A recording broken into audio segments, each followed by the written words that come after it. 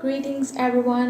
ہم بات کر رہے تھے مسلم پرسنل لاء کی اور آج کا ہمارا ٹاپک ہے Quran as the primary source of Islamic law.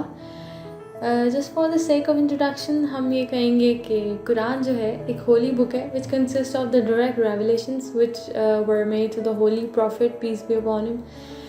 Islamic law کی جو ہے وہ دو پرائمری سورسز ہوتی ہیں. پہلی ہے قرآن اور جو دوسری سورس ہے وہ ہے سنہ. تو ہم یہاں پر بات کریں گے Quran as the primary source کی.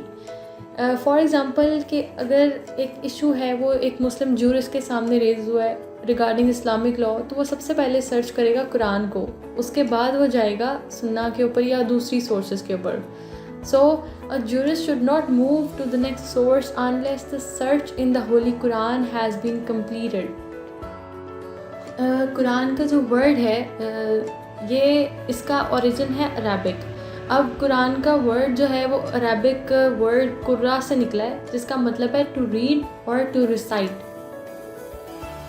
اور آگے قرآن کے جو ہے کچھ ایٹریبیوٹڈ نیمز ہیں جس طرح الکتاب, الحاکم, الفرقان, النور, البیان, العلم. Going to the next heading ہم بات کریں گے Quran as the model illustration کی. جو Quran as the model illustration مطلب کیا, اس کا مطلب یہ ہے کہ قرآن جو ہے وہ ایک کمپلیٹ کوڈ آف لائف ہے. قرآن کیونکہ کمپلیٹ کوڈ آف لائف ہے اس کا مطلب یہ ہے کہ یہ ہمارے جو ڈیلی جو ہمارے لاز پریویل کر رہے ہیں یہ ان سب سے ڈیل کرتا ہے. اور ہمارے لاز مطلب کانسٹیٹیوشنل لاز ہے, سول لاز ہے, criminal, trade, family and commerce laws etcetera, ان سب کے اندر Quran plays a very very important role. Moving to the next heading purpose of Quran. Purpose of Quran لیا گیا ہے ریکنسٹرکشن ان لیگل تھاٹ سے, اور یہ ہے purpose of Quran is to waken in the man the higher consciousness on his relation with Allah and the universe. اگلی ہیڈنگ ہے ہماری main legislative portions of Quran. تو قرآن کے کچھ لیجسلیٹو پورشنز ہیں. قرآن کا ایک میجر پورشن جو ہے وہ ڈیل کرتا ہے ریلیجن اور اس کی ڈیوٹیز سے, اور کچھ پورشن جو ہے وہ ڈیل کرتا ہے کیوزائے ریلیجیس اور کیوزائے سوشل لاز سے. اس کے بعد ہے کانٹریکٹ, سیل, پرچیز, اور پھر پنشمنٹ آف کرائمز. جہاں تک بات ہے قرآنک لیجسلیشن ان پاکستان کی تو اس کی کچھ ایگزامپلز میرے پاس ہیں. وہ ہیں مسلم فیملی لاز آرڈیننس 1961, حدود آرڈیننس 1979 اینڈ قانون شہادت ordinance 1984. Moving towards the Muslim family laws ordinance 1961, اس کے اندر جو ہے بیسیکلی ڈائیورس یا مینٹیننس اور سکسیشن کے کیسز لاز وغیرہ ڈسکس کیے گئے ہیں اس مسلم فیملی لاز آرڈیننس میں. اس کے بعد ہے حدود ordinance 1971.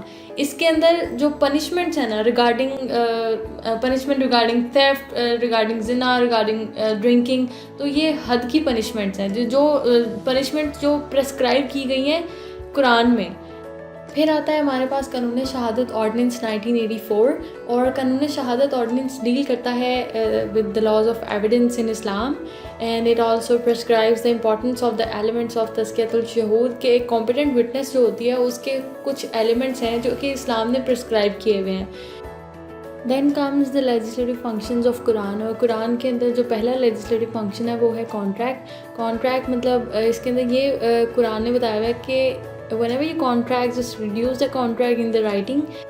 Then comes the evidence, اور evidence کے اندر یہ بولا ہے کہ give testimony even if it is against your parents.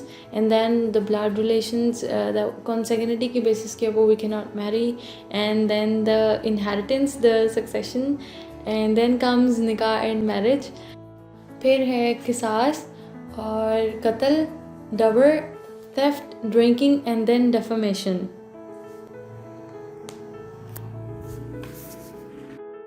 So these were the legislative functions of Quran, and here we go with the topic.